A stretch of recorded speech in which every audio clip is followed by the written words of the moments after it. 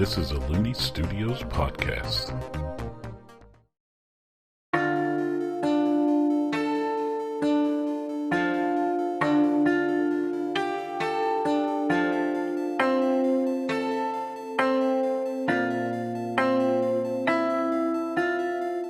Hello and welcome to Aerde Talks. I'm Hunter Looney, Game Master, and this show is here to dive deeper into the world of Aerde, which is traversed in the Aerde Tales.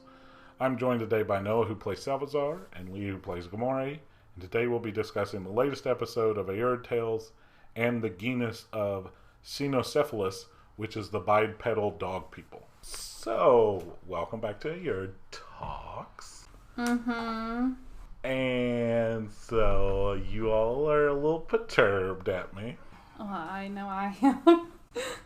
For putting a thing like that explosion in front of you all. We couldn't do anything about it. And not stop it from happening? Or even investigate it, like any of it.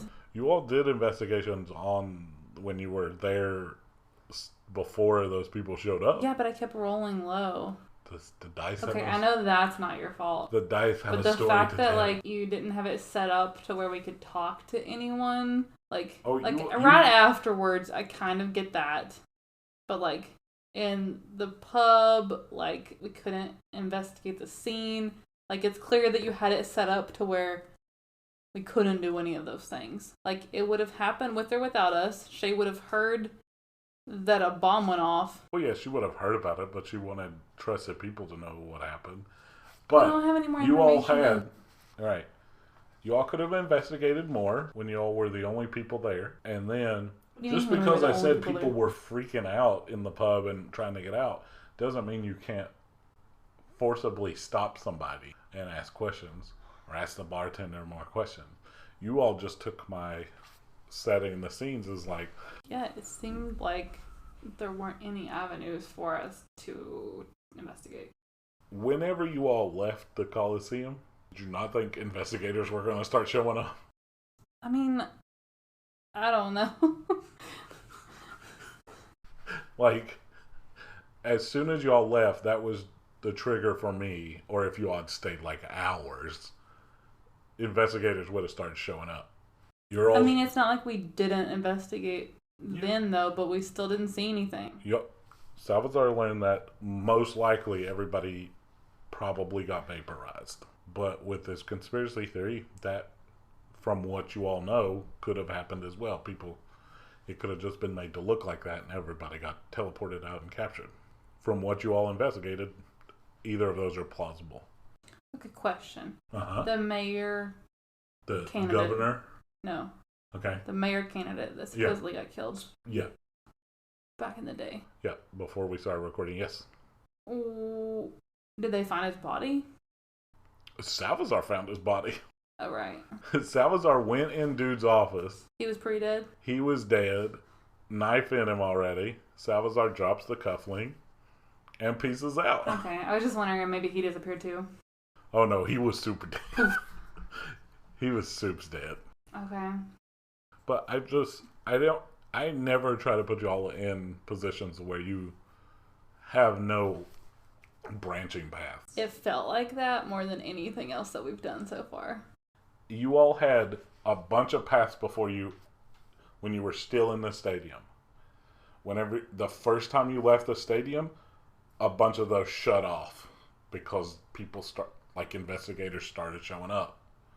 When you left the second time, more investigators came to lock down the crime scene. We did investigate. Yes. Right after. Yeah, and you learned stuff that you wouldn't have known. If you all had just got the heck out of Dodge with people, you wouldn't have known all of that. You wouldn't have healed those people. You saved people's lives by being there. Okay, I guess that's a good reason to be there. Fine. I mean, it's good that you didn't have your familiars there, because they would have been a little shell-shocked. But I did not have, in my preparation of notes, it was, the explosion happens, I have no notes after that. Everything was after what you all do. I can show you the notes. I mean, but you also had Shay tell us not to investigate, so it's clear that you were not going to let us. Well, that only happened after you all had visited it twice. What if Shay's evil? Do you think Shay's evil? No, I don't. Who knows? What's evil? I don't even know anymore. This is a crazy world we're living in. How do you feel about it? What about your log anywhere thing? I just don't know how it works. Well, you could presume from looking at it, it's a pencil-sized object with a button on top. And its name is Log Anywhere. With your deduction powers, what do you think is going to happen? I can put a log anywhere? I think the item itself expands into a log. Is that what you think? But I can only use it one time. What? I will tell for fun this one. You click that button, it's going to expand into about the same size of log that you threw. And you just have a log that's that big and heavy now. It could be useful, like she was saying, if y'all are floating somewhere and you need something to help keep you afloat. Or you can make a bridge with it. I don't know. Yeah, make a bridge with it. You could put it on something to hold something in place, like a person. You could make it and then chop it up into firewood. I don't know. Or I can put my pencil right here. Oh God. And then it would just push you all apart. What if I had it like this? And then it would push them apart. It's not going to impale somebody. It's a log. It's not. I know, but I just wanted to push someone over. I mean, yeah, I guess you could do that. Or I can What do you think the ring and the dagger? I have no idea. It said on the paper something along the lines of, put this ring on and the dagger will return to you. I mean, I'm assuming when you throw the dagger, you put the ring on and it comes back to you. Oh, the ring stays on you permanent. Like you would keep that on, just period, even if it's not in there. Oh. And you throw it. Once it impacts, you're fine, but it has a little button on the ring and you press it and it... I mean... It's permanent. I've always wanted a meow meow, so... There you go. You got a Mjolnir. It's my meow meow dagger. Yeah. Alright. Cool. Do y'all have any other thoughts about the latest episode? I have a question. What if I had... Okay. Yeah. See, this is what this is for. Alright, what if I had thought to drink something to make me not sick? I had not thought of that eventuality, and I probably would have let you get away with it.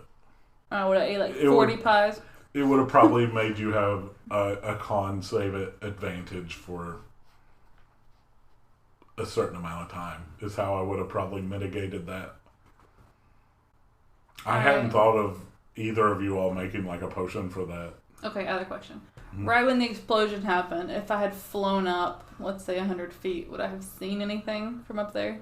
You probably would have been a prime suspect at that point, because it would have looked like to everybody around, this explosion happened and then somebody's just flying above. They'd be like, everybody's memory would then be like, that person made that happen. Alright, that's probably good. I didn't think of that then. And so what did you all... Here's what... What if we had kept going after Shay told us to stop? We would have played it out. We would have played out whatever y'all wanted to do. Just because she told you to stop, just because I tell you anything as a DM, doesn't mean you have to listen to me. I like Shay, and she's been... Seems like a good person. She's been good to us. She's given us a lot of things and money and stuff, so I don't want to, burn that bridge. Mess up stuff for her. What did you all think was going on with the thing you all were standing on when you were getting your prizes? It's because you put so much emphasis in it. You're like, there's the thing, and you know that you're all supposed to go stand there, and you have to stay there until it's over. That's why. I know. What did you all think was going to happen? I have no idea. I thought we were going to get teleported. Turns into a UFO. Yeah, it sucks us down. You get teleported to ground. a Hunger Games-esque scenario for the final event of the games. That would have been fun. Dang it. Yeah, it's not actually over yet.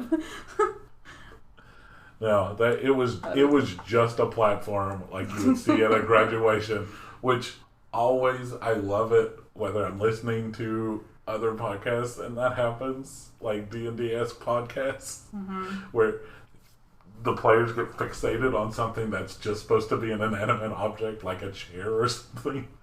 Like, but what's going on with that chair in that room? Yes, it has 4 legs. It's a chair. But is it though? Yeah. It tickles me. So. Yeah. Oh. I'm just suspicious in general, apparently. Yeah. The more I is. All right. Any questions for me? No, let's talk about dog people. All right. Well, that's as good a segue as any. I won't even do my little spiel I had here. So, Cynocephalus, or cephali, I guess, that's an actual term from, like, history of Cynocephali are an actual, like, dog people in, like, paintings back in history, if you want to look it up. It's crazy. You said it's bipedal? Yeah, like standing up dog people. Which is... So that's what Pak is. Yeah. Pak is a subspecies of them, the corgis. I didn't get inventive with the names. I thought it'd be more fun to just call them corgis. So obviously, if there's dog people, there's a bunch of different dog-looking people. The main dog people you all have been around are corgis. Their average lifespan is 25, and the oldest known corgi is 60. How old do you all think Pak is? 30. He's in his 30s, that's correct. Also, their average height is 2'6", the corgis. And they're not very agile.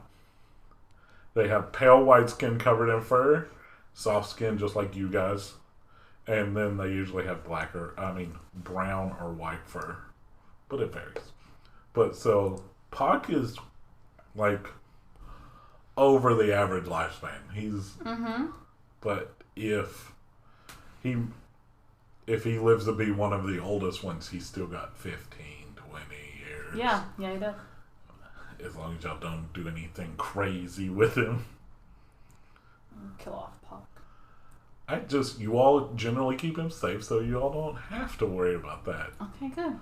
You take him on a crazy adventure, then he might have it a little rougher. Rougher. I didn't even mean to do that. No pun intended. Yeah, there wasn't one intended, but I'm glad I did it. All right. Any questions about dog peoples? What color is Pak? Pak looks like a corgi that stood up on its hind legs. Like that light brownish tan color with white around their head. He looks like a corgi. See, you said white or brown. And when I think of corgis, I kind of think of orangish tan. Like they're... Yeah, that's what I meant. That color of brown. Oh. But they can vary. Obviously, there's corgis that are out there that aren't that color. But yeah, it varies just like any species. But yeah. Alright, so that brings us to the end of this episode of Aerde Talks. On the next episode, we'll dive deeper into sentient species of Aerde again, specifically the genus of Haringes, which includes changelings and much more.